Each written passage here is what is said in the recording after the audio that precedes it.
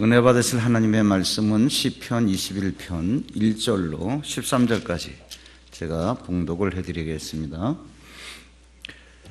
여호와여, 왕이 주의 힘으로 말미암아 기뻐하며 주의 구원으로 말미암아 크게 즐거워하리이다. 그의 마음의 소원을 들어주셨으며 그의 입술의 요구를 거절하지 아니하셨나이다. 셀라. 주의 아름다운 복으로 그를 영접하시고 승근 간으로 그의 머리에 씌우셨나이다. 그가 생명을 구하며 주께서 그에게 주셨으니 곧 영원한 장수로소이다. 주의 구원이 그의 영광을 크게 하시고 존귀와 위엄을 그에게 입히시나이다. 그가 영원토록 지극한 복을 받게 하시며 주 앞에서 기쁘고 즐겁게 하시나이다. 왕이 여호와를 의지하오니 지존하신 이의 인자함으로 흔들리지 아니하리이다.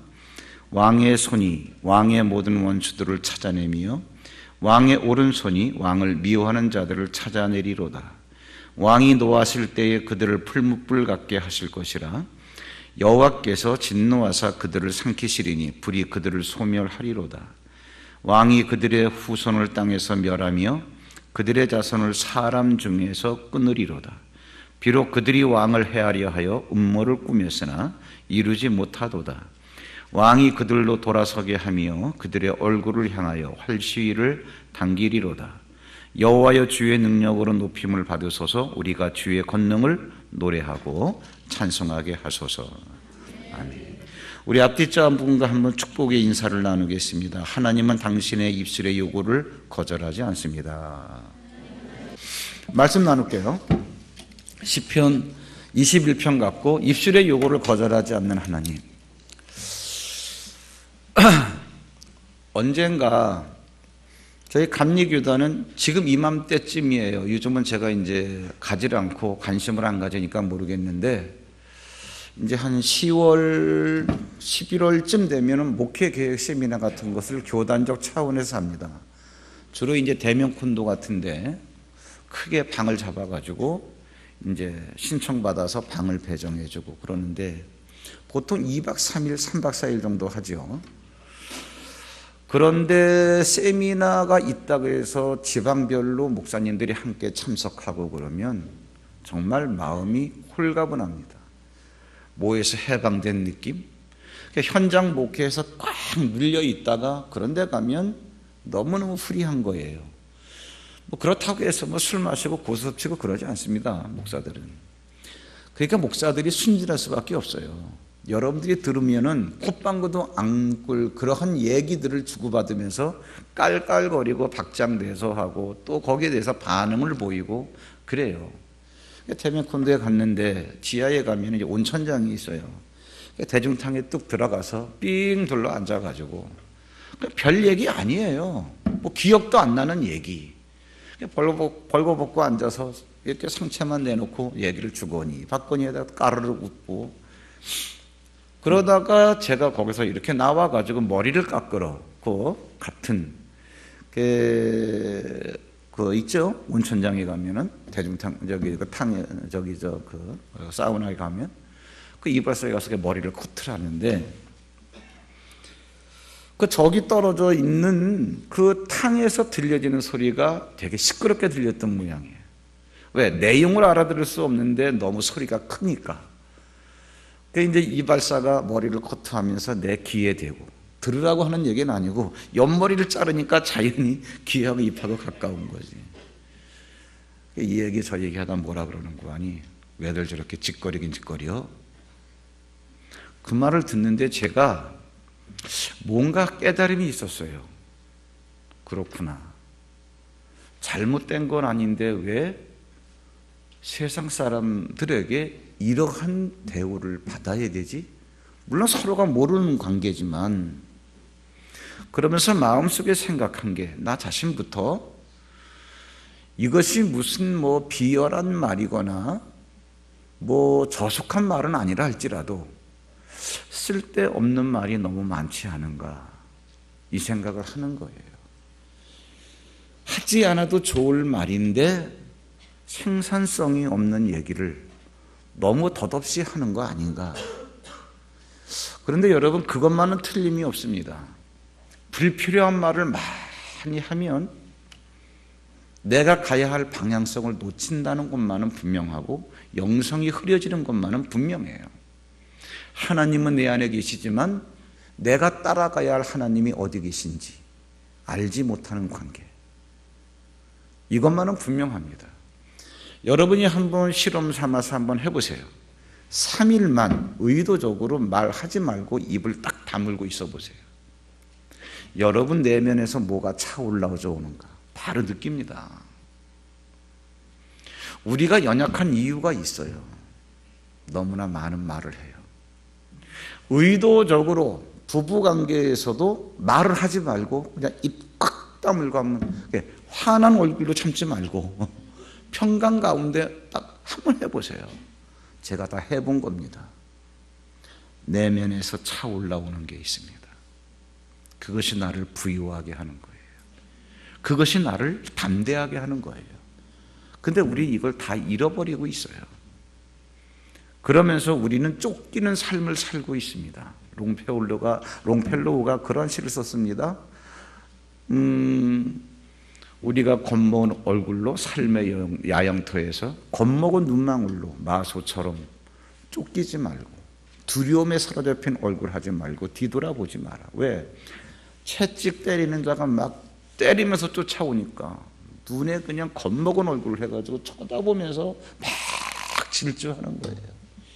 인생을 그렇게 살면 안 된다는 얘기죠.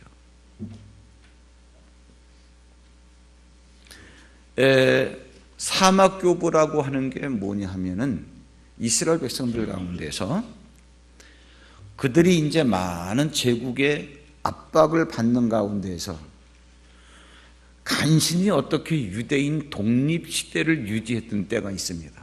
이제는 제국의 관여를 받지 않고 우리가 독립을 했다. 하스몬 왕조라고 왕조까지 세웠어요. 거기에서 이제 힐카누스라고 하는 사람이 왕이 됐을 터인데 힐카누스 2세가 어떻게 얻은 독립인데 그런데 왕자리에 앉은 사람은 모릅니다. 백성들은 피를 흘릴지언정 그러기 때문에 편한 게 좋고 안락한 삶이 좋은 거. 그래서 이러한 삶을 보장받기 위해서는 타협을 할 수가 있어요. 그래서 다시 제국과 타협하면서 영성이 흐려지고 신앙 다 흐려지고 그러다 보니까 정치를 좋아하는 그 파가 사두개파거든요. 얘들은 왕의 손을 잡고 경제적 이익을 누리기 위해서 정치적인 기득권을 누리는 애들이에요. 그래서 힐카누스 2세를 갖다가 옹호하는 거죠. 그런데 우리가 잘 알고 있는 많이 들어봤던 바리새인이라고 하는 바리새파는 야 우리가 누군데 하나님의 백성들인데 말씀 갖고 살아야지. 그러면서 그들은 정말 우리는 경건하게 율법 지키면서 살아야 된다. 그래서 사두개파와 정치 색깔이 있는 사두개파와 종교적 색깔을 띤 바리새파가 양분된 거예요.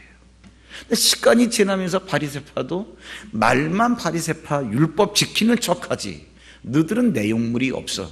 그러니까 자기들 편에서 또 여기에서 자중질환이 일어나가지고 우리는 형식만 그렇게 경건하는 건 그건 원치 않아.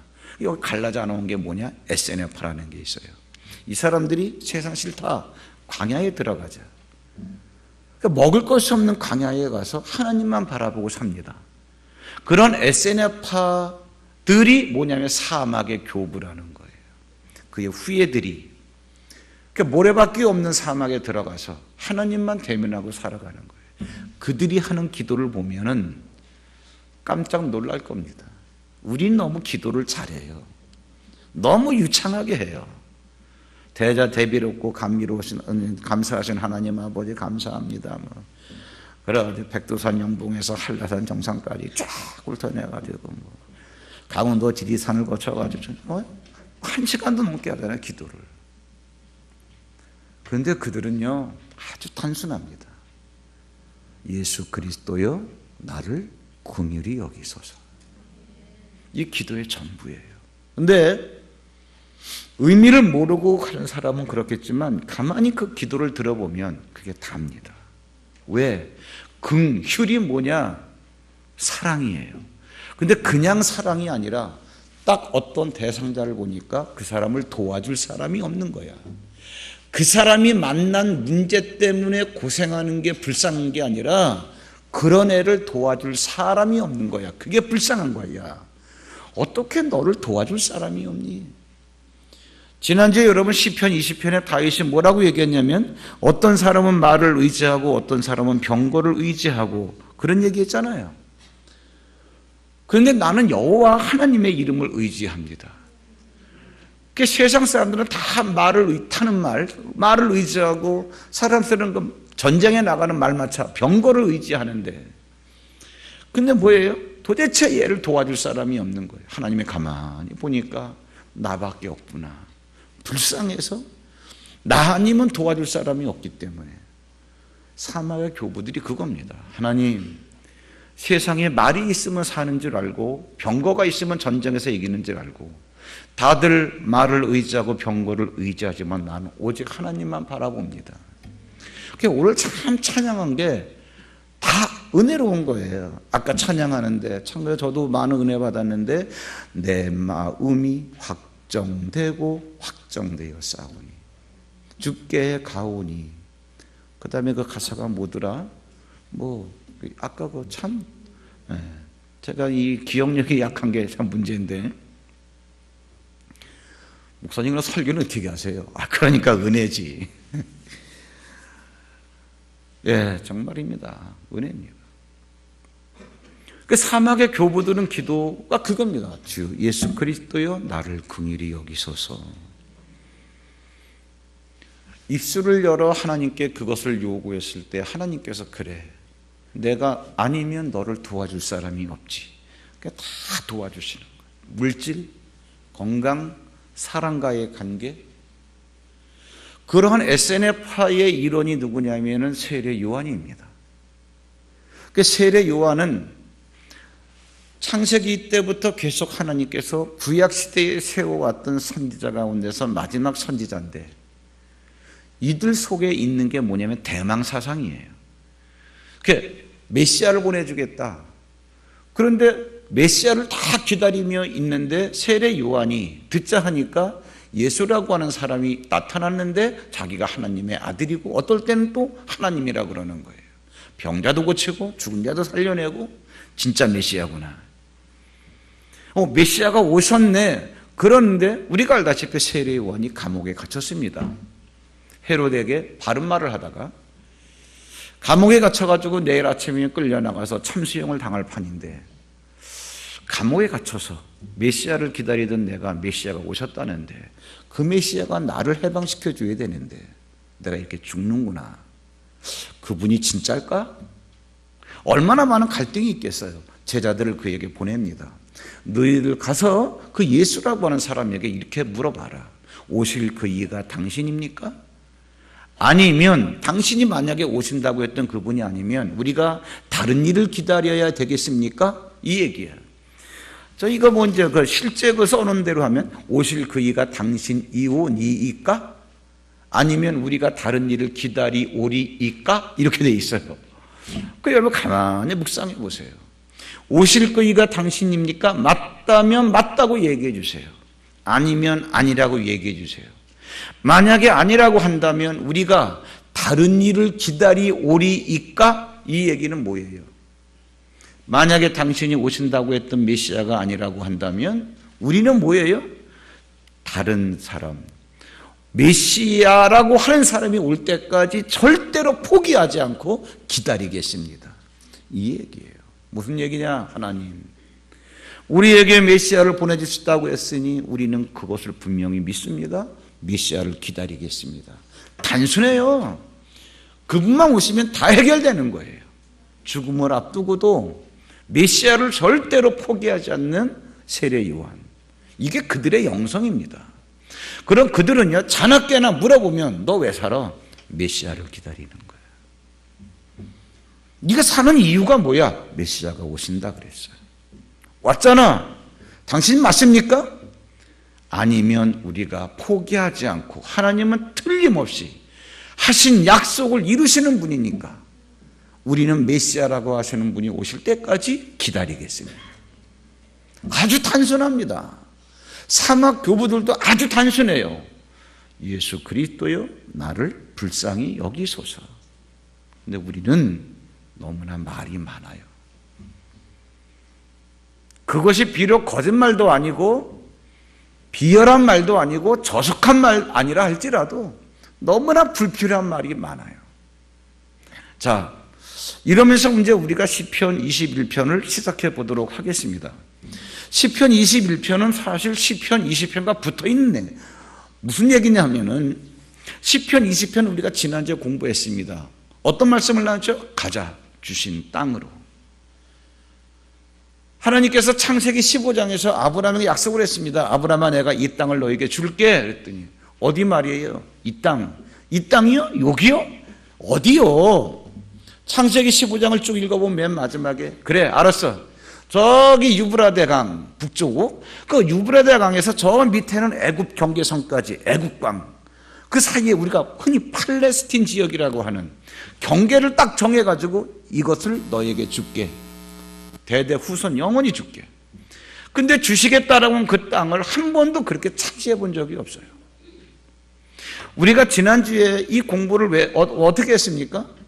시편 20편은 다윗이 좋은 일 하겠다고 옛날에 은혜를 입은 나하스 그 왕의 아들이 이제 왕이 됐단 말이에요. 나하스 왕이 죽고 한운이라고 하는 아들이 왕이 됐는데 왕 즉위식에 축하 사절단을 보낸 거예요.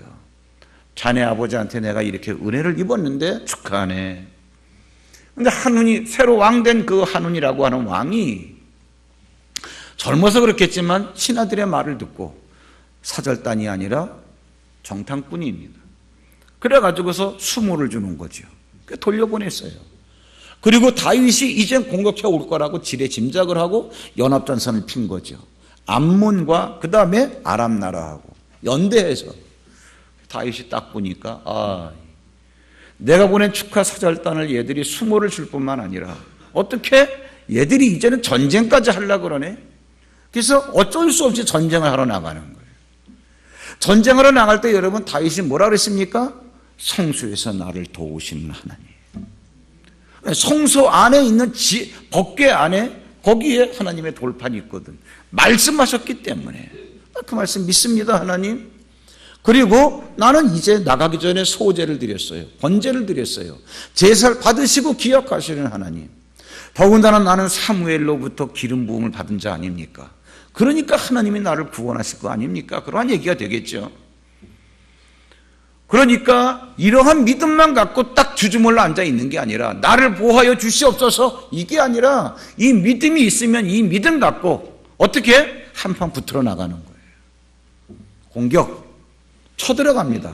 가서 깨부수고 돌아오면서 이게 지금 여러분 얼마나 가슴 뭉클한 얘기인지 아세요? 그 연합군을 딱 깨고 돌아오면서 전쟁을 승리로 이끌고 개선하면서 이 개선시예요. 21편은 정말 하나님 내가 출정하기 전에 지성소에서 나를 도우시는 하나님, 내가 소제를 드렸기 때문에 기억하시는 하나님, 내가 기름 부음 받았기 때문에 나를 기억하시고 구원하시는 하나님 믿습니다. 그러니 나를 구원하시옵소서. 전쟁에서 이기게 하옵소서. 딱 입술로 요구를 하고 딱 나갔더니 전쟁에서 이기게 하시더란 얘기죠. 딱 승리하고 돌아오면서 하나님 내 입술의 요구를 거절하지 않으셨습니다. 이게 이렇게 시작이 되는 거예요. 이게 굉장히 중요한 얘기죠. 자, 그 여러분 보세요.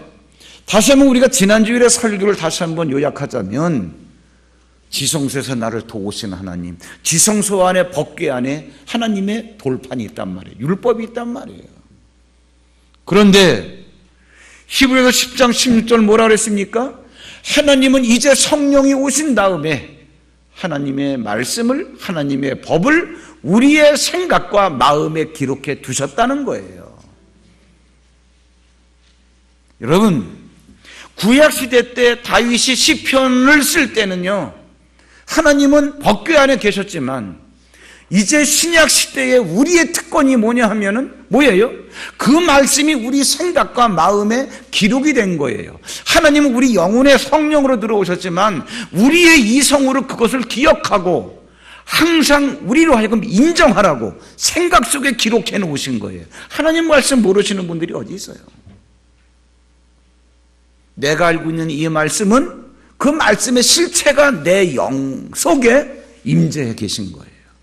근데 그것을 내가 이성적으로 모르니까 내 생각에 야 이게 나의 약속이야 하고 내 생각에 기록해 놓으셨는데 하나님은 연필로 쓰질 않습니다. 기본적으로 쓰시는 게 뭐냐? 철필로 써요. 쇠판이 깎아 먹히면서 씌어진 글씨. 왜? 못 지우게. 하박국에 보면 참 가관인 거예요. 그 하박국 선지자가 하나님 어떻게 이렇게 악인이 설치고 형통할 수가 있습니까? 어떻게 이렇게 의인이 고난받을 수 있습니까? 하나님 살아 계신 거예요? 안 계신 거예요? 그랬더니 하나님께서 응답하시는데 응답을 바로 주는 게 아니라 준비 작업을 시켜요. 너 큰 서판을 가지고 거기다가 지금부터 내가 너에게 응답하는 내용을 기록하는데 사람이 달려가면서도 읽을 수 있게 해라. 자세히 봐야 이게 그거구나가 아니라 그냥 딴전 피우고 가면서도 읽을 수 있게 써놔라. 왜? 내 말이 진짜 성취가 되나 안 되나.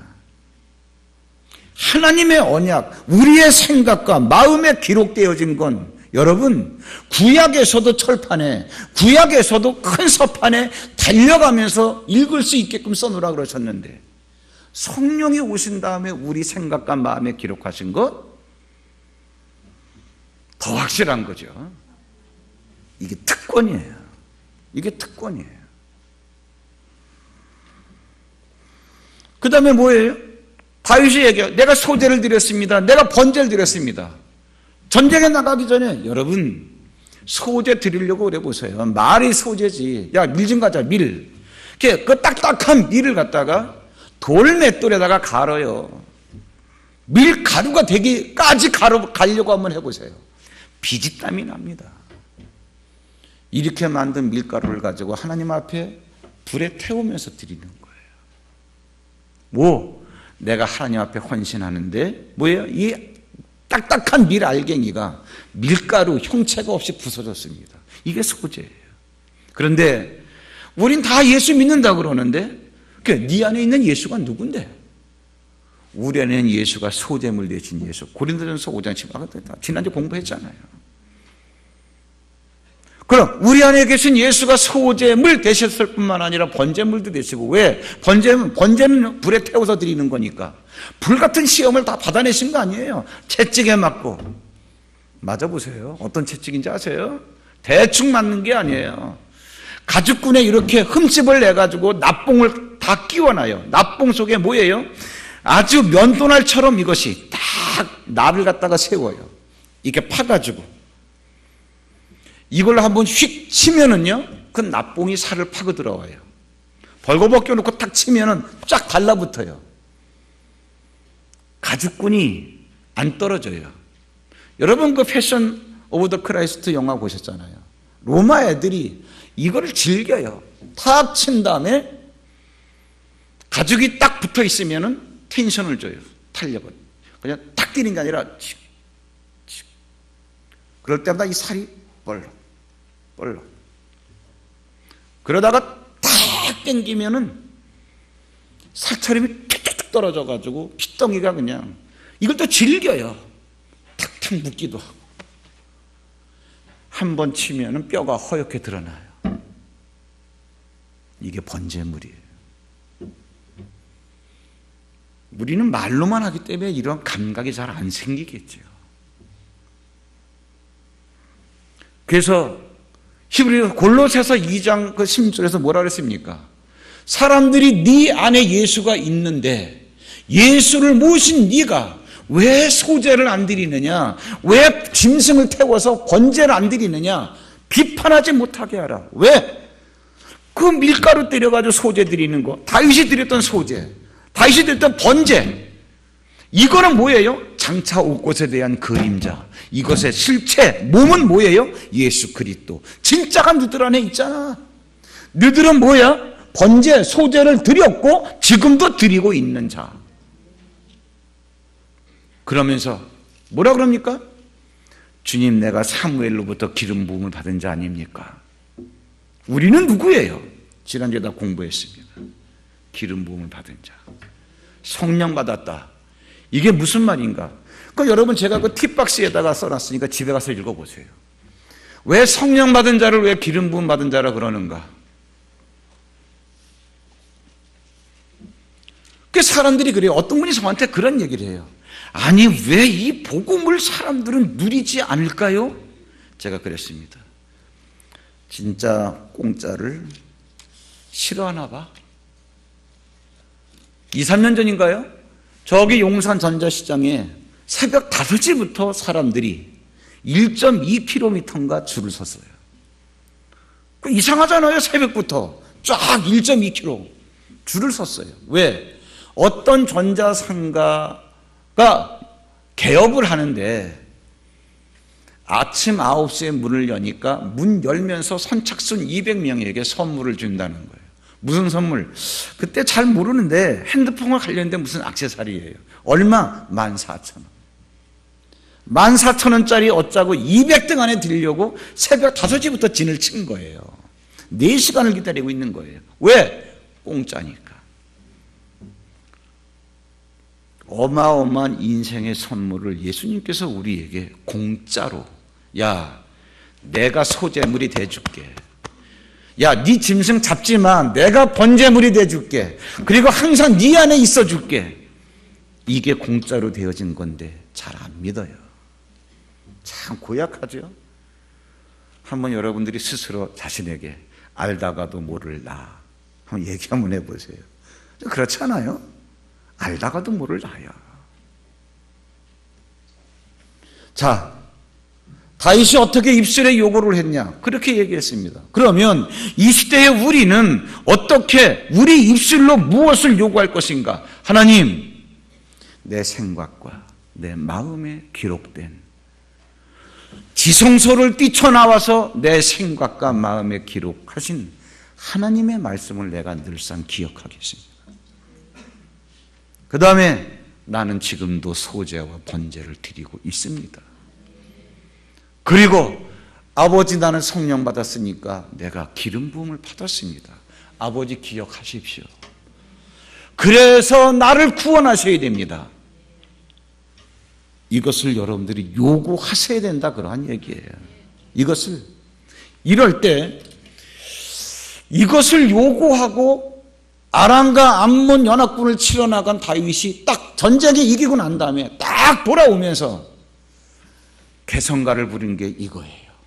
하나님, 난 두려워 떨며 내가 살기 위해서 나갔는데 하나님, 내 입술의 요구를 거절하지 않으셨습니다. 2절 봐보세요. 그의 마음의 소원을 들어주셨으며 그의 입술의 요구를 거절하지 아니하셨나이다. 셀라. 이건 뭐야? 기분 좋을 때 부르는 후렴구가 셀라야. 그렇게 입술의 요구를 거절하지 않는 하나님께서 어떻게 하셨냐? 내가 입술을 열어 부르짖는 거에 대해서 3절에 주의 아름다운 복으로 그를 영접하시고, 난 세상에 우리가 예수님을 영접한다는 얘기는 수없이 해왔는데 주님이, 하나님이 우리를 영접한다는 얘기 또 처음 들어보네. 그래, 네가 입을 열어 나에게 그렇게 요구했구나. 오케이, 거기에 합당한 내용으로 내가 너를 영접할게. 내가 너를 맞이할게. 너는 입술만 열어. 그러면 주님께서 우리에게 주신 아름다운 복이 뭐냐? 그러한 얘기예요. 예수님께서 살아생전에 12명의 제자를 택하셔가지고 훈련시키셨습니다. 어느 날 예수님께서, 야, 너희를 공회에 넘겨줄 때에 두려워하지 마. 왜? 공회에 넘어가면은 공개적인 장소에서 재판을 받고 채찍질을 때려요. 엄청난 혹독한 그러한 시련이 있습니다. 두려워하지 마. 그러면서 그때에 너희가 무슨 말을 어떻게 할까 염려하지 마. 왜? 말하게 하시는 이는 너희가 아니라 너희 안에 계신 아버지의 성령이에요. 너희는 그냥 입술만 빌려드려. 이게 무슨 말인가? 내가 그렇게 주일마다 들었던 설교, 툭하면 박찬도 목사님은 말씀하시면은 너희가 가난한 너희를 부유케 하시려고 부유한 그가 가난을 가져가셨으니 그러면 너희는 부유하게 될 것이요. 고린도 8장 9절. 그러다 듣다 보니까 내가 애웠네. 난 그래서 애워서 하는 말인 줄 알았어. 그게 아니라 그것이 생각이 나가지고 부유하신 그분이 나에게 부유를 주시고 나의 가난을 가져가셨어. 너희를 부유하게 하려고 그가 가난하게 되셨다. 이게 생각이 나네. 나는 애워서 하는 말인 줄 알았어. 그게 아니라 내 안에 계신 성령께서 네 생각에 기록해 놓으신 말씀이라는 거예요. 그것 갖고 부도가 날지도 모른다고 생각되어지는 그 사업의 현장에 가난한 나를 부유케 하시려고 부유하신 예수 그리스도가 나의 가난을 가져가셨다. 주님의 부요와 나의 가난을 바꿔버렸다. 이 말을 하면서 사업의 현장에 가라 그러한 얘기예요. 이렇게 하는 거예요. 너희를 넘겨줄 때에 무엇을 어떻게 말할까 염려하지 말라. 왜? 말하게 하신 이는 너희가 아니라 너희 안에 계신 아버지의 성령이다. 그러면 내 입을 통해서 아버지의 성령이 말씀하시면 어떻게 되는데? 아버지가 말씀하시면 반드시 그 말씀을 이루려고 천사가 동원돼요. 시편 103편 19절 20절 이거를 알아야 돼요. 천사는 뭐예요? 권능, 능력이 있어요. 말씀을 듣고 그것을 행하는 영적인 존재들이에요. 자, 주님께서 우리에게 주신, 우리를 영접하는, 영접하시면서 주시는 아름다운 복이 뭘까? 자, 주님께서 돌아가신 다음에 제자들은 어땠을까? 저를 보세요. 제자들이 예수님에게 훈련받으면서 3년 동안 많은 말씀을 들었습니다. 그렇게 가르쳐 주신 많은 말씀을 남겼던 주님께서 십자가에 달려 돌아가셨어요. 그들이 어땠을까요? 예수님이 돌아가시자 늘상 같이 다니던 예수님이 눈에 안 보이는 상황에서 두려워서 마가의 집에 모여가지고 대문을 걸어 잠그고 부들부들 떨고 있었어요. 왜? 유대인들이 두려워서. 우리들의 모습입니다. 주일마다 설교를 듣고 아에서 훈련을 받고 내가 주의 말씀을 알지만 내가 알고 있는 말씀, 그 말씀을 하신 주님은 내가 눈으로 볼 수가 없어요. 말씀은 알고 있는데 말씀하신 그분이 눈에 안 보여. 내 사업의 현장에서, 자녀의 문제로, 대인관계에서, 우리들 삶의 현장에서 우리 항상 두려워하고 있는 거예요. 그렇게 두려워 떨고 있는 내 삶의 자리로 부활하신 주님께서 닫혀있는 문도 열지 않고 신령한 몸이기 때문에 쑥 들어오신 거예요. 첫 마디가 뭐죠? 너희에게 평안이 있을지어다. 두려워하는 걸 알아요. 우리가 지금 무엇 때문에 두려워하고 있는지를 알아요. 너희들이 지금 말씀은 알고 있지만 두려웠지. 말씀은 너희들이 다 알고 있지만 두렵지. 말씀을 알고 있는 너희에게 평안이 있을지어다. 그래 또 사라지신 거예요. 그들이 그런 주님의 말씀을 듣고 밖으로 나와 봤습니다. 어떻게 됐을까요? 끌려갔죠. 공회로. 어떻게 됐을까요? 채찍질을 당했죠. 그들을 끌어간 대제사장이 뭐라 그랬냐? 그들을 공회에다 세워놓고 야, 다시는 예수 이름으로 가르치지 말라 그랬지. 채찍질을 때립니다. 그때 베드로가 뭐라 그럽니까? 넘겨졌는데 두려워 떨던 그 사람이 그런 말을 해요. 무슨 말을? 우리가 사람의 말을 듣는 것보다 하나님의 말씀을 듣는 것이 마땅하다. 진리를 얘기합니다. 그 안에 계신 하나님의 성령께서 말하게 하시는 거예요. 진리를 말한다면 어떻게 됐을까요? 그 말을 딱 하니까 갑자기 그를 때리던 갑질을 하던 그러한 대제사장들 무리 속에 어떻게 두려움이 오기 시작해요. 백성들로부터 얘들을 죽이면 반란이 일어나겠다. 천사들이 일을 하는 거죠. 왜? 진리를 말하니까. 진리를 성취하기 위해서.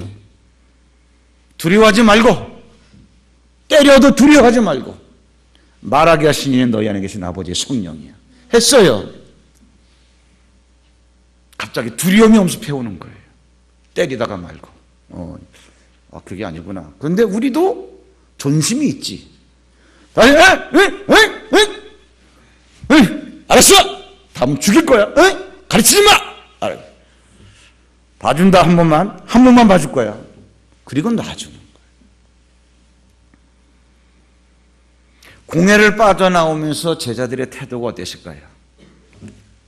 좀 맞긴 맞았는데, 주님, 나 같은 인생이 주님을 위해서 능욕받는 일에 합당히 여김 받은 것, 내가 이것만 해도 하나님 감사합니다.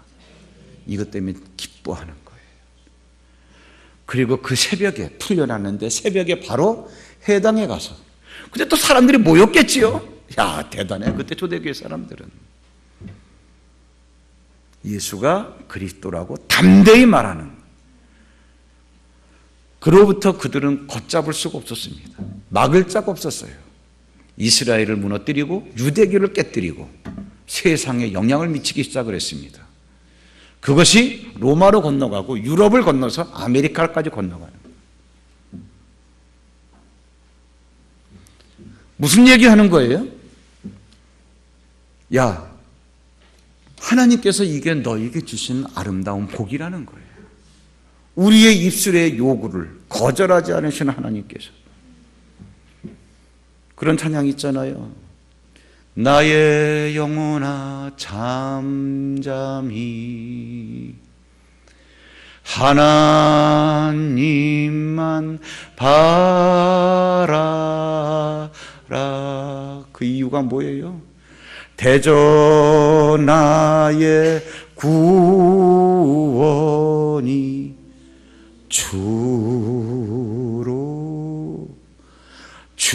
주로조차 나는도다. 사슴이 시냇물을 찾기에 갈급한 같이, 들어보셨어요? 내 영혼이 주를 찾기에 갈급합니다. 제가 이것은 확인은 안 해봤지만 그들의 문화 속에서 만들어진 가사인데, 사슴이 목은 마른데 물 냄새를 기가 막히게 맡아요. 목이 타는데 맡아보니까 물이 저쪽에 있어요. 산속 옹달샘에 있는 거예요. 그 방향을 향해서 전력 질주합니다. 사슴이 시냇물을 찾아 갈급한 같이 쫙 달려가요. 달려가는 것까지는 좋았는데 정작 옹달샘 그 시냇물이 있는 데 가서는 죽어요. 왜?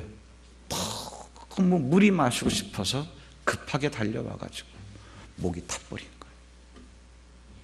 그 정도로 하나님, 내가 주의 말씀을 갈급해 있습니다.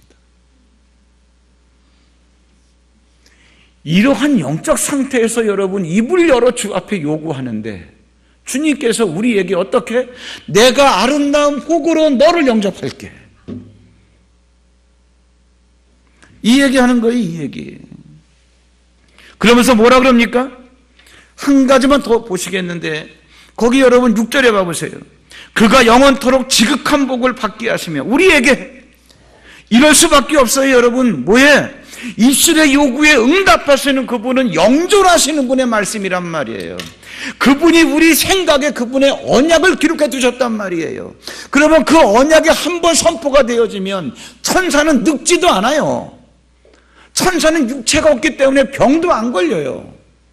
구약 다니엘에게 나타났던 가브리엘이 신약 마리아에게도 똑같이 나타나요. 가브리엘 천사장이. 그 늙지도 않는 천사장이 우리 주변에 있는 거예요. 왜? 내가 입술의 요구를 주님 앞에 아뢰면 내 입술을 통해서 선포되어지는 하나님의 말씀을 성취하려고.